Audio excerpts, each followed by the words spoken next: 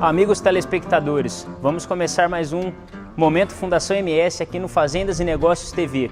O assunto do programa de hoje são as plantas daninhas no milho safrinha. O estado do Mato Grosso do Sul é o segundo maior produtor de milho safrinha na região centro-oeste do Brasil. São praticamente 1,5 milhão de hectares plantados com a cultura do milho durante a safrinha e os problemas observados que a gente consegue observar durante o desenvolvimento da cultura são as plantas daninhas. O primeiro ponto para fazer um controle adequado, o manejo ideal das plantas daninhas nos talhões, é o controle dessas plantas daninhas pequenas. Isso é fundamental para a gente conseguir fazer com que os produtos tenham uma boa eficiência e um bom controle dessas plantas daninhas em cada talhão. Então, como a gente pode observar nessa tabela, esse trabalho foi publicado por Cristofoletti e colaboradores em 2010 e ele utilizou o glifosato para controlar capim amargoso resistente e suscetível ao glifosato. O mais importante da gente observar nessa tabela não é a questão da resistência e da suscetibilidade, e sim da idade da planta. R significa resistente e S suscetível. Então, resistente com 2 folhas e resistente com 2 perfilhos, quer dizer, com uma planta menos desenvolvida e uma planta mais desenvolvida. A gente observar para o controle de 50% da população de plantas daninhas, nós precisamos de 230 gramas de ingrediente ativo por hectare para eliminar metade dessas plantas daninhas com 2 folhas. E para eliminar as plantas daninhas com 2 perfilhos, nós precisamos de 350 gramas de ingrediente ativo por hectare. Quando a gente passa para um cenário de 80%, que seria uma eficiência agronômica dos herbicidas, um bom controle, a gente observa que as doses elas praticamente dobram.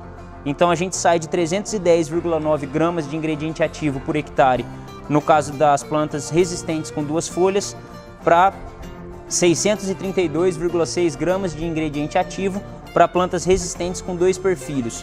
No caso das plantas suscetíveis, essa dosagem sobe de 175,5 para plantas menos desenvolvidas para 474,1 gramas de ingrediente ativo para plantas mais desenvolvidas. E esse panorama é o mesmo para o controle de 100% das plantas daninhas, aumentando a dose igual.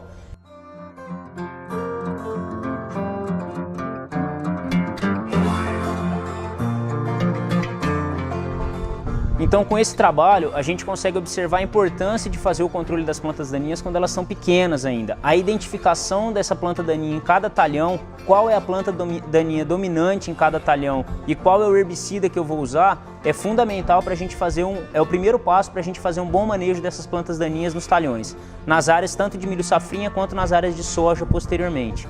No controle em pós-emergência, nós temos algumas alternativas também de herbicidas que são seletivos ao milho safrinha.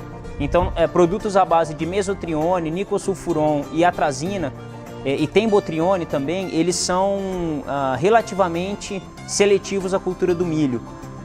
No caso do milho consorciado, a gente utiliza muito o nicosulfuron para fazer uma redução do desenvolvimento das plantas do capim que está em consórcio, para ele não competir e reduzir a produtividade do milho. No caso dos produtores que fazem o plantio solteiro do milho e vão utilizar o nicosulfuron, mas com o objetivo de controle de planta daninha de folha estreita, é muito importante esses produtores buscarem com as empresas fornecedoras de sementes qual que é a tolerância do material que eles plantaram com relação ao nicosulfuron. Alguns híbridos de milho apresentam uma suscetibilidade a esse ingrediente ativo e podem apresentar uma certa porcentagem de fitotoxicidade e até redução na produção. Apenas alguns materiais.